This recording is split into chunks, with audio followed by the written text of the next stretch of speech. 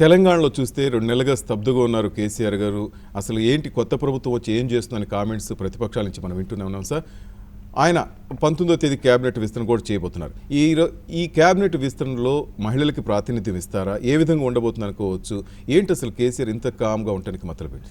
అంటే ఇస్తారనే నేను అనుకుంటాను. ఎందుకంటే 5 ఏళ్ల కేసీఆర్ పాలన పైన బాగా విమర్శలు వచ్చాయి. అయితే ఇయ్యకపోయినా మహిళలు ఓటేశారు కదా. మహిళలు ఓటు వేయకుండా ఉండలేదు కదా. అందువల్ల అలా అనుకుని కనుక ఇవ్వకపోతే అన్యాయమే. ఎందుకంటే ప్రజాస్వామ్యంలో మహిళల సామర్థ్యాన్ని మనకు కించపరచకూడదు. ఖచ్చితంగా మహిళలకు కూడా మంత్రులుగా ఉండగలిగే సామర్థ్యం ఉంది. కేసీఆర్ ప్రభుత్వంలో ఆ స్థాయిలో మహిళలకు కూడా ప్రాతినిధ్యం ఉండాలి. ఎందుకంటే క్యాబినెట్ అనేది టాలెంట్ను బట్టి కాదు, ఇట్స్ ఎ పొలిటికల్ రిప్రజెంటేషన్. టాలెంట్ను బట్టే కావాలనుకుంటే ఖచ్చితంగా చాలామంది మంత్రుల కన్నా నాగేశ్వర్ టాలెంటెడే. నాకు కొంత గొప్ప అవగాహన ఉంది కదా, మంత్రులు ఒప్పుకుంటారు కదా అని చెప్పి నేను మంత్రి కావడం లేదు కదా. ఆ మంత్రి కావడం లేకపోతే సచిన్ టెండూల్కర్ క్రీడాశాఖ మంత్రి కాలే కదా. క్రీడాశాఖ మంత్రి లేదు, ఆరోగ్య శాఖ మంత్రిగా డాక్టర్ సోమరాజు కాలే కదా. సో అందువల్ల లేదు, ఇంకో శాఖ మంత్రిగా ఎస్పి బాలసుబ్రహ్మణ్యం సమాచార శాఖ మంత్రి కాలేదు కదా. అందువల్ల మంత్రులు అయ్యేది టాలెంట్తో సంబంధం లేదు.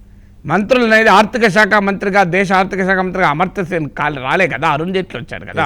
అరుణ్ జైట్లీకి అమర్త్య సేన్ కన్నా ఎక్కువ అర్థశాస్త్రం తెలియదు కదా. అందువల్ల కొన్ని సందర్భాల్లో ఎక్స్పర్ట్స్ కూడా పెట్టుకోవచ్చు. ఇప్పుడు పివి నరసింహారావు మన్మోహన్ సింగ్ అనే అర్థశాస్త్రవేత్తను ఫైనాన్స్ మినిస్టర్గా పెట్టాడు. బట్ ఇది the most controversial finance minister. Economic reforms పైన చాలా గొప్పగా అంగీకరించే వాళ్ళు ఉన్నారు, చాలా తీవ్రంగా వ్యతిరేకించే వాళ్ళు కూడా ఉన్నారు. అందువల్ల ఎక్స్పర్ట్స్ కొన్ని సందర్భాల్లో మినిస్ట్రీలో ఉండవచ్చు, కానీ మినిస్ట్రీ అనేది ఒక పొలిటికల్ రిప్రజెంటేషన్. అందువల్ల పొలిటికల్ రిప్రజెంటేషన్ ఎప్పుడు కూడా ప్రజాస్వామ్యంలో ప్రజలందరికీ రిప్రజెంటేషన్గా ఉండాలి. It can be a meritocracy. When it is not meritocracy, it is democracy. ఇప్పుడు అమెరికా లాగా కాదు కదా. అమెరికన్ డెమోక్రసీలో మన రాష్ట్రపతికి ఎన్నుకుంటాం, రాష్ట్రపతి తన నైపుణ్యం కలిగిన కొంతమందిని పదవుల్లో పెట్టుకుంటాడు. మన దేశంలో అలాంటి విధానం కాదు. అందువల్ల it is a political representation. కనుక ప్రజలందరినీ రిప్రజెంట్ చేసేటువంటి పొలిటీషియన్లు కౌన్సిల్లో ఉండాలి. అందువల్ల అన్ని జిల్లాలు, అన్ని సామాజిక వర్గాలు, అన్ని ప్రాంతాలు, ఉత్తర దక్షిణ తెలంగాణలు, అలాగే 31 జిల్లాల్లో ప్రతి జిల్లాకి ఇచ్చే అవకాశం లేదు. ఎందుకంటే రాజ్యాంగం ప్రకారము శాసనసభ స్ట్రెంత్లో 15% మించి మినిస్ట్రీ ఉండలేదు. అందువల్ల ఒక 18 మంది మించి ఇవ్వరాదు. అందువల్ల ప్రతి జిల్లాకి ఇవ్వకపోయినా కనీసం పాత 10 జిల్లాల్లో ప్రతి జిల్లాకు రిప్రజెంటేషన్ ఉండడం, అలాగే ప్రతి సామాజిక వర్గాలకు, గిరిజనులకు కానీ, దళితులకు కానీ, వెనుకబడిన కులాలకు కానీ, వీళ్ళందరికీ ప్రాతినిధ్యం ఉండడం, మహిళలకు ప్రాతినిధ్యం ఉండడం ఇది అవసరం. అయితే ఇక వేరే రాజకీయ పార్టీలు ఇదే కాంగ్రెస్ ప్రభుత్వం అయి ఉంటే అన్ని గ్రూపులకు కూడా ప్రాతినిధ్యం ఉండాలి. Uttam Kumar Reddy group, Jana Reddy group, Rajagopal Reddy group, Revanth Reddy group, ఇలా బట్టి విక్రమార్క గ్రూపు, అన్ని గ్రూపులకు కూడా ప్రాతినిధ్యం ఇవ్వాలి. ఇది టీఆర్ఎస్ ప్రభుత్వం, ప్రాంతీయ పార్టీల ప్రభుత్వాల్లో ఇది ఒక అడ్వాంటేజ్ ఏంటంటే గ్రూపులు ఉండవు. కేసీఆర్ అందరు గ్రూప్ కేసీఆర్ గ్రూపే. కేసీఆర్ ఇవ్వదలుచుకుంటే ఇస్తారు. కనీసం తెలుగుదేశం లాంటి ప్రాంతీయ పార్టీలోనైనా మీరు అచ్చెన్నాయుడికి గ్రూప్కి ఇవ్వాలి, గంటాకి ఇవ్వాలి. ఒకరికి ఇవ్వకపోతే మళ్ళీ పంచాయతీ అవుతుంది. కానీ ఇక్కడైతే ఆ ప్రమాదం కూడా లేదు కదా.